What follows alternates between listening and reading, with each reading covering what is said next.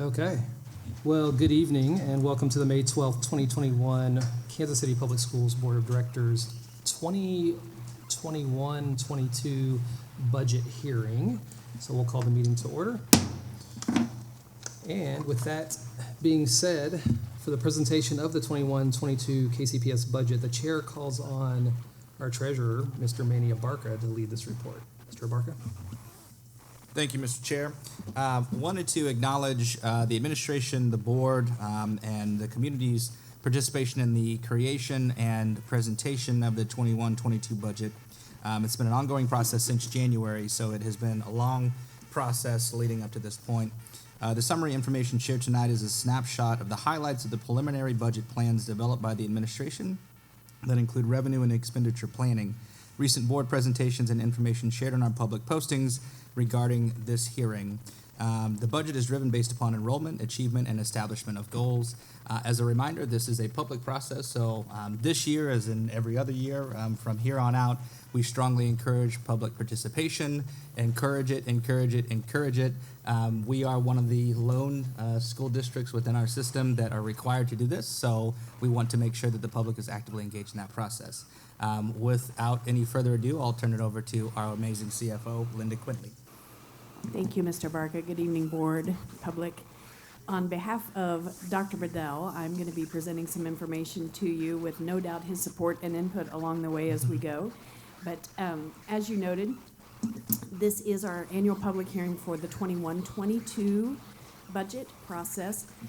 I want to share thanks to Kelly and her team in communications for pushing out information. We've really put this down to succinct information tonight because we've been publishing information, making it available. So we have a few short slides to make sure that we allow time for public comment. Just want to start, and we will not read these because I know this group's seen them several times and they've been available to the public as well for several months. This budget is driven off of the administrative goals of the superintendent of schools, the priorities that tie back to the strategic plan and reach toward the ends as they are set in board policy. So we have 2 pages of those goals that are driving what you'll see as our recommended primary increases in the budget next year. So we'll start with just an operating fund revenue summary.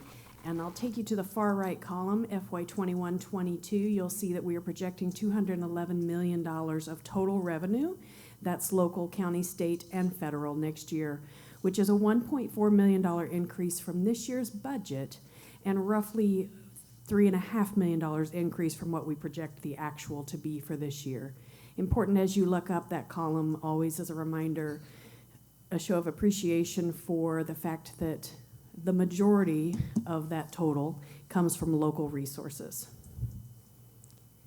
When we look at what we are proposing to add to this year's budget and or decrease, because we have only a $1.5 million increase in planned budgeted revenues, many of the things we want to do to continue working toward those goals on the 2 previous slides require us to buy back, if you will, or make reductions in other areas in order to continue to work toward the superintendent's goals.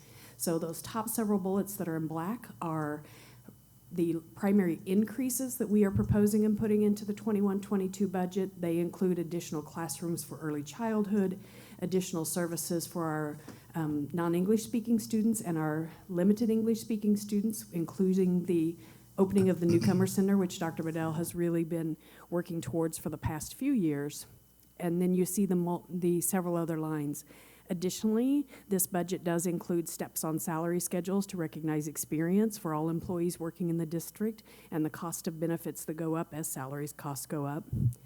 The bottom 3 bullets are the larger decreases that we made in other portions of the budget in order to support those items above. And so those include central office and operation reductions, school staffing based on enrollments, and then savings from our move to self-insured medical and workers' compensation. Important piece of the planning is that we will be continuing, this will be year 4, have to count back. This next year will be our 4th year that we're using the equity staffing model in order to make sure that resources are prioritized at our schools with the greatest need. So this model has not changed from last year, but will continue to be put in use and staffed for next year. Our operating spending summary by division, you see here how where those major reductions are coming from. Again, you see that they're coming all across the board, but operations, human resources, student support, public information, where we are reducing staffs and working to be more efficient at the non-school-based sites as we work into next year's budget. That's beginning of work that you're going to see occurring over the next couple of years. This page goes and looks at the school spends and what they are in total, and you do see here again that school-based funding reduction of staffing based on enrollments. Really important component is looking at what the impact of this budget does to our fund balance. Right now we are projecting that our June 30, 2021 fund balance is going to be just over $60 million, and that next year's budget we're going to bring you is going to spend roughly $1 million more than we bring in. We're very comfortable with that because in the last couple of years, mostly due to COVID, we have put money into fund balance because of reduced spending when we were learning from home instead of learning in school, savings on utilities, savings on transportation, those kinds of things. So that's going to net us at about $59.5 million in the budget for next year of fund balance, which is around 28%, a very solid amount. Just a reminder, you board members have heard me say this several times, because of how we're funding it is important that we start with a higher than usual fund balance because we get 0 state aid throughout the year and we wait until January when property taxes are paid to get that influx of cash again. Another important component of next year's budget is how we will use the one-time COVID recovery money from ESSER 2. ESSER 3 is lingering out there still, isn't finally allocated, rules aren't finally set, and we'll talk about it when it comes. But this list we've looked at with the board as Ms. Thompson took us through this, I believe, at our last board meeting. So you can see the priorities there for that spend. Those bold numbers are really directly tied to school. We want to note one change that we've made on this since we last sent it to you. The final bold bullet, that's a little hard for me tonight, that says school-based funding for accelerated learning, that has increased by $1.5 million, and the line for technology has decreased by $1.5 million because Ms. Thompson's been able to find a different funding source for our OneScreens, probably some Title I leftover monies that we're going to use, which frees up a little more ESSER money to put into those building-based decision-making around some COVID dollars. And so that $1.5 million is going to be some tiered-based allocations to the schools in addition to the others that we had previously planned for that total of $29 million. So that's our brief summary of the data that we've been sharing, and I'll turn it back over to you, Mr. Abarca. Thank you. At this time, I've received, I think, 2 written letters, and I know we have some public testimony here. So I will ask June to read who our public testimony, unless Linda has that list. I might have it. No. Okay, I think we'll open it up for public comment. Mr. Barca, why don't you read the 2 items that you have, keeping them under 3 minutes each, please. And then we'll invite our guest who's here in person to come up. Sure. So the first letter that we received, Dear KCPS Board of Directors and Superintendent Bedell, I hope you and your families are well. Thank you for your dedication to our community during the COVID-19 pandemic. The note is intended as public comment for the board and budget hearing. The pandemic has elevated the conversation about our global and local interconnectedness and show us how social justice correlated with the spread of response or its opposite, delayed or differentiated response. The pandemic crystallizes ways that the public health is affected by our environment, including our built environment and public spaces. World leaders tell us that the reverse is also true. Human actions affect environmental health and performance. The most responsible choice is to act with a triple bottom line approach that considers social well-being, planetary health, and economic vitality.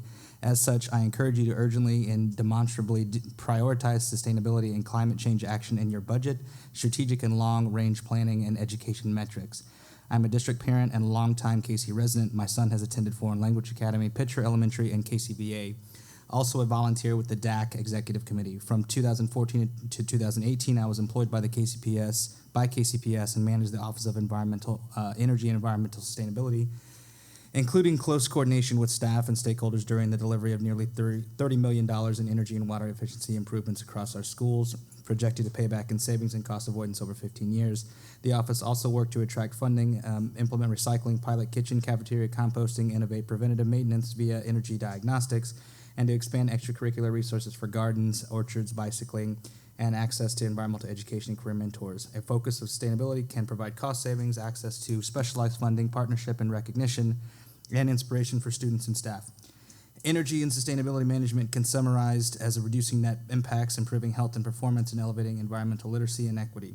Please carefully consider how the KC Public Schools budget planning and governance process can reflect a triple bottom line, and how targeted spending on energy and sustainability can aid upcoming development in education programming and operation management. Respectfully, Jensen Adams. I'll give you that one. Second letter says, students of East, dear school board, we are writing to you today and ask that you consider a marching band for East High School. We believe that this would not only be beneficial to the band, but to the school and to the athletics program. Our band is increasing, but a marching band would be one more activity for students to look forward to and possibly to bring in more students in. In addition, it would give us more opportunities to show off our students' talents and also represent our schools in positive ways. Students would be able to participate in more competitions and bring more awards to the school. This is also good for our athletics groups and sports. We would be able to perform at many of our sports games and help bring up school spirit at games. Our football team has brought to our attention before that the bands at other schools are what they look forward to when playing at other schools. They believe it would boost team spirit and help them perform better. It would also bring more people to our sport events, which could benefit the school. With increase in game attendance, the school would be earning more from ticket sales and even concessions. This would give the school more opportunities to help better the sports and band programs. The concession sales are used by other programs as fundraisers and therefore would benefit other programs in the school. Overall, the marching band would benefit the entire school as a whole. We would get more attendance and more recognition for the school with marching band competitions and performances. Thank you, students of East. All right, thank you, Mr. Treasurer, and no offense to Mr. Jensen or Mr. Fierro, but I like that letter and testimony the best because it's coming from our kids. So, for the man who needs no introduction, Mr. John Fierro, you have 3 minutes to make your comment. Welcome. Thank you, Mr. Chair. May I remove my mask? I've been vaccinated. All right, and believe it or not, I was once a kid. I attended the Kansas City Public Schools and graduated from Westport High School many years ago, and like each of you, and a board member, and thank you all for your service. I know that you guys spent a lot of time here, so I appreciate that. I am here to talk to you about a funding request, and I'd like to couch it in terms of one of the Kansas City Public Schools strategic priorities, and that is leverage community resources for student growth and school district improvement. And I'll get to that in a moment, but I do have some handouts for you. Over to.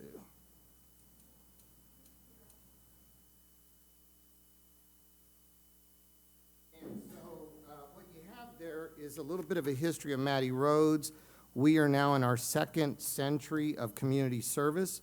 We have been partnering with the Kansas City Public Schools for as long as I can remember, providing everything from therapy to school-based social work to after-school programming. Within our agency, we operate within 5 areas: youth development, family services, cultural arts, emergency assistance, and community economic development. And when you look at this Kansas City Public Schools 2018-2023 strategic plan, we align in a few areas. So within your core beliefs, we align with belief number 5, with parental and community support and involvement from all stakeholders. We can build an environment where children have no option but to succeed. We really believe that it's our role to work with the district and to create such a nurturing environment. And then in terms of the goals, we probably align best with goal number 1, which is to provide every student with social, emotional, cognitive, health, and community support. And then in terms of your 4 pillars, providing that safe climate, strong relationships, et cetera.